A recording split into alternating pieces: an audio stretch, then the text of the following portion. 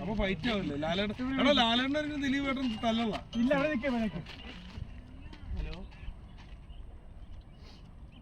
ഇങ്ങനെ കാണിക്കണോ സമയം പോണു